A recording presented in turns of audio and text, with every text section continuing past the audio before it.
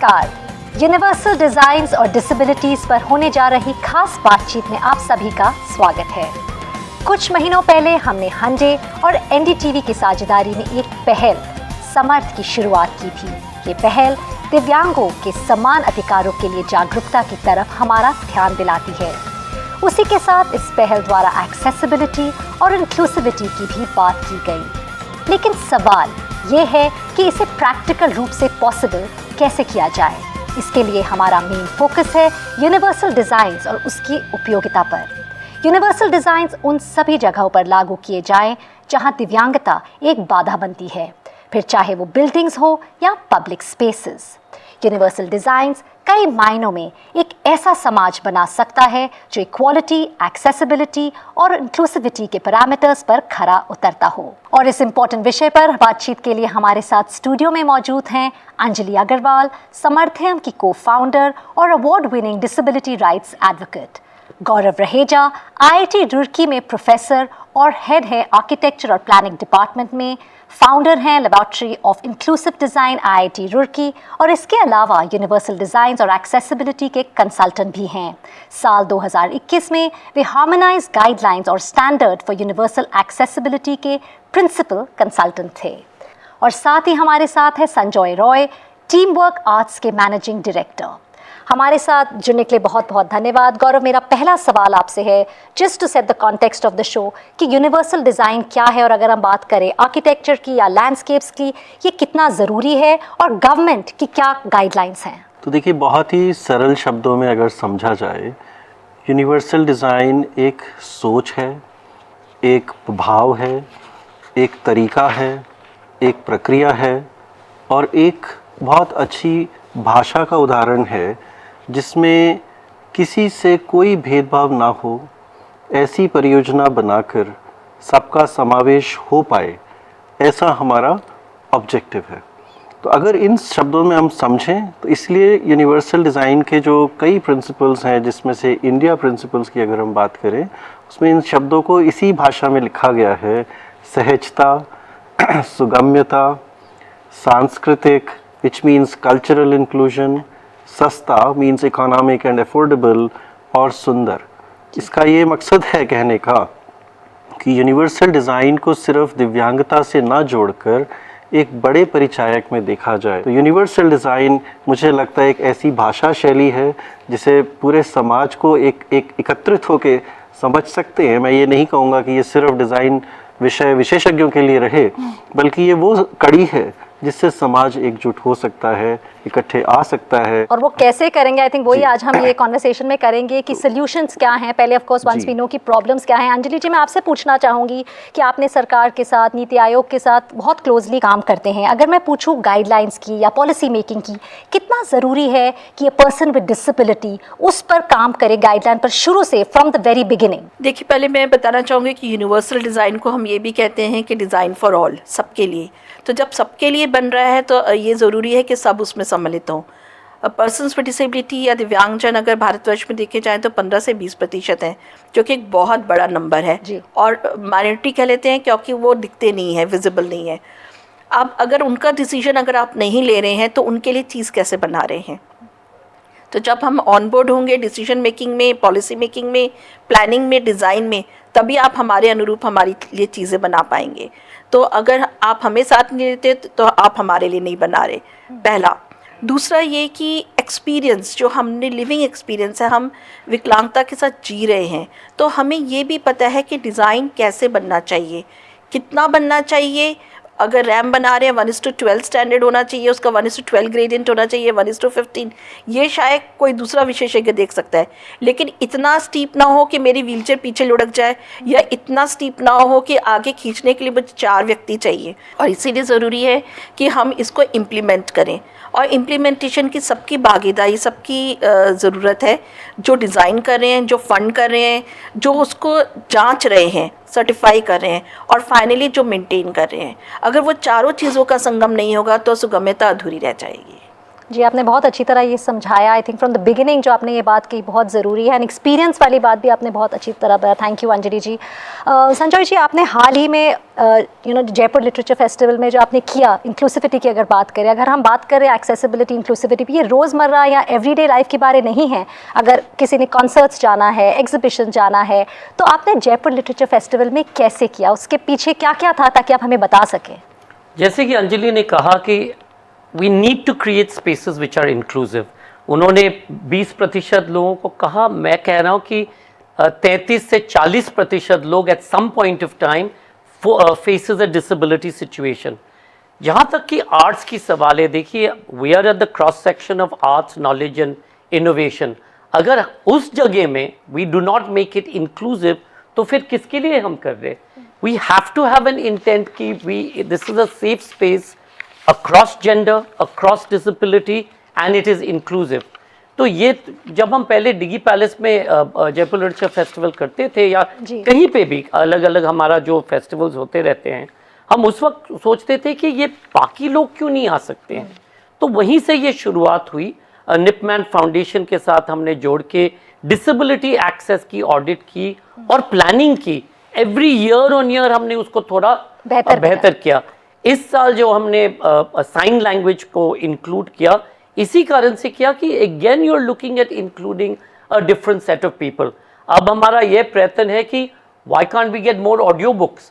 अगर कोई ऑथर आ रहे हैं जिसका किताब किसी को लेना है व्हाटएवर, उसकी भी ऑडियो भी बुक्स होनी चाहिए। So it's vital. जैसे इन्होंने कहा, मंदिर में जाओ, कॉन्सर्ट में जाओ, मॉल में जाओ, पार्लियामेंट में जाओ, कोई गवर्नमेंट ऑफिस में जाओ, जुडिशरी में जाओ, हर जगह ये रिस्पॉन्सिबिलिटी हमारी है to make it disabled friendly. जी, आपने कहा रिस्पॉन्सिबिलिटी, आई थिंक एक बहुत इंपॉर्टेंट वर्ड यहाँ आ जाता है। अंजलि, अगर मैं आपसे पूछूं, अगर हम बात करें जो गवर्नमेंट का जो एक्सेसिबल इंडिया कैंपेन है, सुगम्य भारत कैंपेन, उसमें 3 वर्टिकल्स है जिस पे उन बहुत फोकस करते हैं। वो है environment, built up environment, transportation ecosystem और इंफॉर्मेशन और कम्युनिकेशन इकोसिस्टम। जब इतना कुछ है इन प्लेस, तो अभी भी ऐसा क्यों है कि हम देखते हैं पर्सन्स विद डिसेबिलिटी के लिए एक्सेसिबिलिटी, इंक्लूसिविटी अभी भी एक बहुत बड़ा चैलेंज है? कहाँ हम गलत हो रहे हैं? पहले तो हम ये बताते हैं हम कहाँ सही हैं। सबसे पहले कि ये सुगम्य भारत अभियान जो आया, अपने आप में एक बहुत बड़ा मुहिम लेके आया। एम्बिशियस था, काफ़ी पूरे भारत को बदलना, उसको सुगम्य बनाना चैलेंजिंग था, पर इतना हुआ कि अवेयरनेस हुई, बहुत ज़्यादा मास अवेयरनेस हुआ। लोगों को पता चला कि सुगम्यता को एक अधिकार के रूप में देखना, एक लग्जरी के रूप में नहीं देखना। दूसरा जो चेंज आया वो माइंडसेट चेंज आया। नज़र को नहीं बदला, नज़रिए को बदलना शुरू हुआ। और तीसरा जो चीज़ है वो ये है कि लोगों को ये पता चला कि हमें करना है। चाहे उन्होंने शुरुआत सिर्फ एक रैम्प से और एक सुगम्य टॉयलेट से की, लेकिन बिल्डिंग्स में ये बनना शुरू हो गया है। कहाँ हम लैक कर रहे हैं वो ये है कि एक तो फंडिंग इम्पॉर्टेंट है कि उतना पैसा अवेलेबल होना चाहिए जितना कि इंफ्रास्ट्रक्चर रेट्रोफिटिंग के लिए ज़रूरी है। दूसरा कि कैपेसिटी बिल्डिंग, जो भी इंजीनियर्स, आर्किटेक्ट्स, प्लानर्स, जो भी लोग उसमें इन्वॉल्व हो रहे हैं, कंट्रैक्टर्स, इवन कि जो मज़दूर है, जो लास्ट जो बना रहा है, ईंट लगा रहा है या टाइल लगा रहा है, उसको पता होना चाहिए कि क्यों लग रही है। टेक्टाइल टाइल जो कि हम लोग लगाते हैं दृष्टिबाधित लोगों के लिए, तो ब्लाइंड व्यक्तियों के लिए टेक्टाइल टाइल सिर्फ सुंदरता के लिए नहीं होती है, वो उनके लिए नेविगेशन, ओरिएंटेशन, उसको रास्ता अपना समझना है, उसके लिए होती है। तो अगर हम वो मज़दूर को ये बात बता दें तो वो ठीक से लगाएगा और ठीक से काम करेगा। तो कैपेसिटी बिल्डिंग, एक ट्रेनिंग सबकी ज़रूरत है। और फाइनली जो बहुत इम्पॉर्टेंट है वो है कि हम रिव्यूज़ लें, कि जब हमने उसको यूज़ किया, अगर उसमें अभी भी कुछ बाकी है तो उसको दोबारा ठीक करने की ज़रूरत है, उसको दोबारा ठीक करें। उसी तरह सुगम्यता के जितने भी फीचर्स हैं जो हमारे स्पेस स्टैंडर्ड्स में दिए गए हैं, वो अगर हम नहीं कर रहे हैं, कोई भी व्यक्ति या कोई भी मैनेजमेंट, बिल्डिंग अथॉरिटी, डेवलपर नहीं कर रहा है, तो उसको सुगम्यता का सर्टिफिकेट ना मिले, और जिससे उसको इलेक्ट्रिसिटी, पानी या सीवेज लाइंस ना मिले। एक दिमाग में रहेगा कि मैंडेट है लॉ के द्वारा, कानून के द्वारा, तो उस कानून को तोड़ नहीं सकते। और अगर कानून तोड़ते हैं तो उसके लिए इन्फोर्समेंट ज़रूरत है कि अगर आप गलत काम करें तो पेनल्टी भी है, शायद जेल की सज़ा भी हो सकती है, चाहे आपको बड़ा फ़ाइन भी भरना पड़ सकता है, जो कि लॉ में दिया गया है। आई थिंक जो आपने ये पॉइंट्स कही है, एक अवेयरनेस आपने कहा कि हर stakeholder, from the person जो बनाता है से लेके जो यूज़ जिसको हर लेवल पे इन्वॉल्वमेंट होनी चाहिए। गौरव, मैं आपसे पूछना चाहूँगी, अवेयरनेस की जो हमने बात की, क्या अवेयरनेस में कमी है when we talk about inclusivity, accessibility की इम्प्लीमेंटेशन में? और मैं वही सवाल पूछूंगी जो अंजलि से पूछना कि where are we going wrong? So देखिए अंबिका, कहीं ना कहीं तो कुछ गैप्स छूट जाते हैं, लेकिन मैं ये नहीं कहूँगा, क्योंकि प्रयास निरंतर हो रहा है। शायद मुझे लगता है अभी अगर प्रयास 100 लोग कर रहे हैं तो 1000 और करना चाहिए। उस श्रृंखला में अगर हम देखें तो एजुकेशन, पहली तो मैं ये नहीं मानता कि वो एक क्लासरूम का विषय है, वो रोज़ का विषय है। मैं रोज़ अपने ज्ञान को कैसे अप्लाई करता हूँ, ये हमारे सामाजिक विषय भी है। क्योंकि बहुत से लोग हो सकता है इसकी फॉर्मल एजुकेशन ना ले पाएँ, लेकिन क्या हमारे पास उस श्रृंखला में, इसलिए मैं पहला शब्द यूज़ करना चाहूँगा सेंसिटिविटी, दूसरा शब्द है सेंसिबिलिटी। एंड इन दोनों शब्दों को जब आप मिला पाएंगे तभी आप एक स्वीकृत वातावरण का निर्माण कर पाएंगे। अब उस एजुकेशन में मेरा पहला अपील जैसे होगा कि क्या हम एक डिसेबिलिटी को स्वयं के ऊपर लागू करके देख सकते हैं? आधा दिन हम आंख बंद करके जी के दिखाएं, आधा दिन हम बिना बोले दिखाएं, आधा दिन हम बिना सुने दिखाएं, और ऐसे अनुभव जब हम कर लें तो मुझे लगता है एक संवेदनशीलता पैदा हो सकती है, जिसके लिए बड़े शिक्षा मंच पे जाने की भी ज़रूरत नहीं। लेकिन दूसरी चीज़ है इसका प्रोफेशनल पार्ट, क्योंकि इसमें जैसे कि मैं आपको बताऊं, जब हम रैंप बनाते हैं उसका सही ज्ञान ना होना कई बार ज़्यादा हानिकारक है। जब हम स्टीप रैंप बनाते हैं उसमें उतरते समय गिरने के कई ज़्यादा संभावनाएं बढ़ जाती हैं, जिसको कि रोका जा सकता है अगर सही हाइट पे हैंड रेल हो, सही फ्रिक्शन हो, कम से कम 12 से 15 पैरामीटर्स हैं जिस पे जाके वो बन सकता है। तो मुझे लगता है कि एजुकेशन को हमेशा एक बहुत दूरगामी सोच ना समझ के उसे अपनी रोज़मर्रा की एजुकेशन का जब तक पार्ट नहीं बनाएंगे, मुझे लगता है वो गैप हमेशा दिखेगा। और दूसरा मुझे लगता है कि जो आधिकारिक तौर पर जैसे इम्प्लीमेंटेशन एजेंसीज हैं, मैं समझता हूँ उसमें डेवलपमेंट अथॉरिटीज़ का बहुत बड़ा योग है। मान लीजिए आज आपके आर्किटेक्ट्स या इंजीनियर्स ट्रेन हो भी जाएं या हो गए हैं थोड़ा बहुत तक, क्या हमारे यहाँ जो नक्शा पास करेंगे उनकी भी उतनी ट्रेनिंग है? तो वहाँ हमें एक दूसरी एजुकेशन चलानी पड़ेगी जिसको हम कैपेसिटी डेवलपमेंट बोलते हैं। समाज plays a very very important role. और अब लेंगे हम एक छोटा सा ब्रेक। ब्रेक के बाद जानेंगे कि यूनिवर्सल डिज़ाइंस के साथ एक समावेशी समाज कैसे बन सकता है। देखते रहिए स्मार्ट बाय हांडे की ये खास पहल।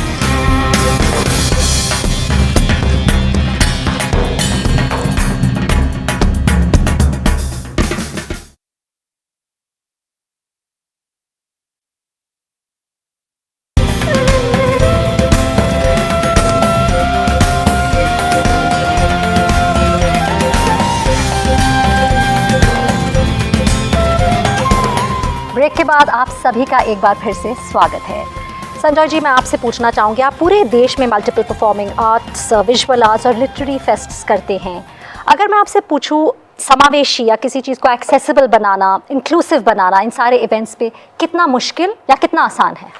देखिए, कोई चीज़ आसान तो नहीं है और कोई चीज़ इतनी मुश्किल भी नहीं है। अगर इंटेंट है तो कर सकते हो।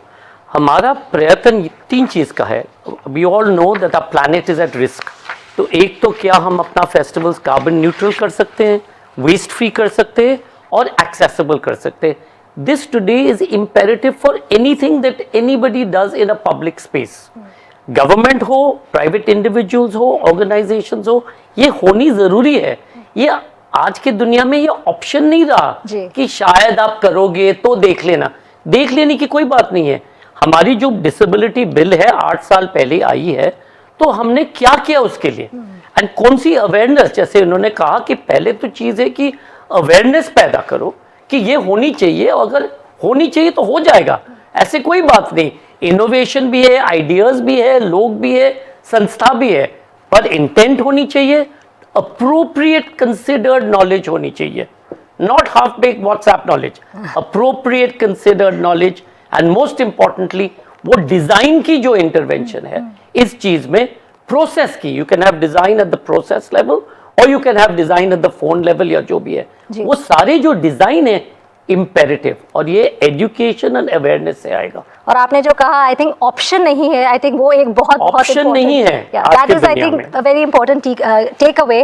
अंजलि जी, मैं आपसे पूछना चाहूंगी कि अगर हम right to persons with disability act के बारे में बात करें, जो बिल्डिंग्स हैं, क्या वो हो रहा है? क्या जो लॉज हैं, जो उनके स्टैंडर्ड्स को इम्प्लीमेंट करने के लिए क्या बेहतर हम कर सकते हैं और किस तरह किया जा सकता है? सो विकलांगता अधिकारिता अधिनियम 2016 rights of persons with disability act बहुत क्लियरली कहता है कि पहले वाला एक्ट कहता था कि गवर्नमेंट बिल्डिंग्स को देखें, सरकारी भवनों को देखें। अब ये कहता है कोई भी भवन हो, कोई भी रास्ता हो, कोई भी समुद्री जगह है, या कोई लोग पहाड़ों पे हैं, स्कूल्स हैं, कॉलेजेस हैं, या कोई किसी रेगिस्तान में, सब कुछ सुगम्य होना चाहिए। तो इसके लिए ज़रूरत है मास लेवल पे काम करने की और माइक्रो लेवल तक पहुंचने की। और माइक्रो लेवल में जो मैंने पहले भी कहा कि हर व्यक्ति जो बिल्डिंग बनाने में या साइट प्लानिंग में इन्वॉल्व होता है, उसको परफेक्ट नॉलेज होनी चाहिए, इन्फॉर्मेशन होनी चाहिए, स्टैंडर्ड्स को फॉलो करने की ज़रूरत है। ये नहीं कि एक स्कूटर रैम्प बना दिया और उस पर सोचा व्हीलचेयर भी चढ़ जाएगी, वो नहीं चलेगा। दूसरी चीज़ है, हमारे देश में अभी ज़रूरत है एक्सेसिबिलिटी ऑडिटर्स की, जो इन जगहों को, साइट्स को ऑडिट कर पाएँ। जैसा कि अभी बात कर रहे थे कि जयपुर में आप ऑडिट करा रहे हैं अपनी साइट्स को देखने के लिए कि आपका फेस्टिवल पूरी तरह से सुगम्य है कि नहीं। तो उसी तरह भवनों के ऑडिट करने के लिए एक्सेसिबिलिटी ऑडिटर्स हैं, और वो लोग जानते हैं, they are people living with disabilities, they are professionals, engineers, architects उनके साथ जुड़े हुए हैं, प्लानर्स हैं, ड्राफ्ट्समैन हैं, वो सब मिलके ड्राइंग्स भी बनाते हैं और भवनों को ऑडिट करते हैं और पूरी रिपोर्ट देते हैं जी। थर्ड चीज़ उसके बाद ज़रूरत है कि सर्टिफिकेशन की। जब हमने अपनी रिपोर्ट दे दी और उसके बाद रिपोर्ट की इम्प्लीमेंटेशन हो रहा है, तो वो क्या पूरी तरह से दिखाई दे रहा है या नहीं। 10 चीज़ें दी, उसमें से ऐसा तो नहीं है 5 कर दिया उसके बाद बोला कि भवन सुगम्य हो गया, नहीं। 10 चीज़ें दी हैं तो 10 की 10 ज़रूरत है, क्योंकि 21 तरह की विकलांगताओं के लिए कुछ ना कुछ कहीं ना कहीं बहुत बहुत ज़रूरी है। तो सारे पॉइंट्स बहुत ज़रूरी हैं। अगर हम सोल्यूशंस की तरफ जाएं, संक्षेप में मैं आपसे पूछना चाहूँगी, एज अ सोल्यूशन टेक्नोलॉजी है गौरव, लेकिन ह्यूमन सेंट्रिक अप्रोच के बारे में आप क्या कहेंगे? तो देखिए अंबिका, सॉल्यूशन कई बारी सिचुएशन से भी डिटरमिन होते हैं। हम लोग एक डायनामिक एनवायरनमेंट में रह रहे हैं। कई बारी हम एक चीज़ को सॉल्यूशन मानते हैं लेकिन वो दूसरी जगह पे बाधा भी बन जाता है। तो पहली चीज़ तो ये है कि इस तरह का फ्यूचर अगर हमें देखना है तो एज संजीव ऑल्सो मेंशन कि हमें अपनी इंटेंट को पहले चेक कर लेना चाहिए। अगर हम उस दिशा में चल रहे हैं तब हमें सॉल्यूशंस के लिए एक स्ट्रक्चर्ड अप्रोच की ज़रूरत है, जिसमें मैं एक शब्द का प्रयोग करना चाहूँगा जो कि होलिस्टिक हो। बिल्डिंग्स और इंफ्रास्ट्रक्चर के सॉल्यूशंस अलग हैं, असिस्टिव टेक्नोलॉजीज़ के सॉल्यूशंस अलग हैं, लेकिन ये दोनों सॉल्यूशंस जब इकट्ठे मिलते हैं, जैसे कि एक व्हीलचेयर एक सॉल्यूशन है एक पर्सन विद लोकोमोटर डिसेबिलिटी का जी, एक बिल्डिंग में एक स्टेप्स हैं सॉल्यूशन उसके अंदर जाने का, लेकिन जब ये दो इकट्ठे मिलते हैं तो वहाँ ये सॉल्यूशंस एक दूसरे से बात नहीं करते। वहाँ ज़रूरत पड़ती है एक तीसरे सॉल्यूशन की, जो होता है रैंप, जिस पे लेकिन पहिया भी चला जाता है और पैदल भी चला जा सकता है। तो इस तरह से अगर हम देखें तो हमारी अप्रोच कंस्ट्रक्टिव दिशा में अगर हम चल पड़े तो मुझे लगता है हम दिव्यांगता से बहुत आगे जा सकते हैं। क्या हिंदुस्तान का हर नागरिक ये बोल सकता है कि हम एक इंक्लूसिव और एक्सेसिबिलिटी ड्रिवन सोसाइटी का पार्ट हैं? बहुत बहुत ज़रूरी है। आई थिंक वो टर्म आया है, so thank you for explaining that. और आपने जो कहा अप्रोच, होलिस्टिक अप्रोच बहुत ज़रूरी है। संजय जी, अगर मैं आपसे पूछूं वो 3 सलाहें जो आप देना चाहेंगे उन लोगों को जो इवेंट्स या फेस्टिवल्स क्यूरेट करते हैं कि किस तरह उस स्पेस को ज़्यादा समावेशी या इंक्लूसिव बनाया जा सके? अंबिका, देखिए हमारे जो क्रिएटिव सेक्टर में है वो सब कुछ जुगाड़ पे चलता है। जुगाड़ इज मेक डू। अगर इसको बदल के आप जुगाड़ को मेक पॉसिबल करो, you know, then you immediately turn it on its head. Again I'm saying, आज की दुनिया में this is not an option। और जहाँ तक कि solution है, डिज़ाइन से शुरुआत होती है। जी। कोई भी चीज़ आप डिज़ाइन करो आज के दिन में, कोई भी इंस्टीट्यूट में डिज़ाइन की जो होती है, वहाँ पे first you have to see कि इसमें हर जन की design, is this applicable to everybody. कोई भी डिसेबिलिटी हो उसमें वो डिज़ाइन क्या सफलता पाएगी कि नहीं पाएगी, then you have to innovate further. Ji. You cannot say this is only for this group of people. याद रखिए अंबिका जी, एक दिन हम सब at some point of time we will all face one form of disability or mental turmoil or mental disability. This is a given. Why don't we plan for it? Why don't we make it possible? Again, I'm going back to jugaad as make possible rather than make do. And no option. I think I'll go back to that. Anjali जी, आखिरी सवाल आपसे, आप वो 5 सलाहें क्या देना चाहेंगे ताकि जो हमारा देश है एक बैरियर फ्री इंफ्रास्ट्रक्चर और लैंडस्केप हम उसे उस तरह बना सकते हैं? सो मेरे पास 4 शब्द हैं. सारा, सेफ्टी मतलब सुरक्षा, एक्सेसिबिलिटी मतलब सुगमता, रिलायबिलिटी मतलब हम रिलाई कर पाए, हमें कंटिन्यूटी मिले, हमें ये फैक्टर मिले कि जहाँ भी हम जा रहे हैं सुगमता हमें मिल रही है. और फाइनली अफोर्डेबिलिटी मतलब इकोनॉमिक्स को देखते हुए कि वो बहुत महंगा ना हो. और इन सब को अगर मिला के एक शब्द में अगर हम जोड़ते हैं तो वो है कि प्लानिंग से लेकर और उसको इम्प्लीमेंटेशन और ऑपरेशंस कंटिन्यूस रहें. एक जो शब्द मैं हमेशा सबको कहती आती हूँ वो है पर्सनल भी पॉलिटिकल है.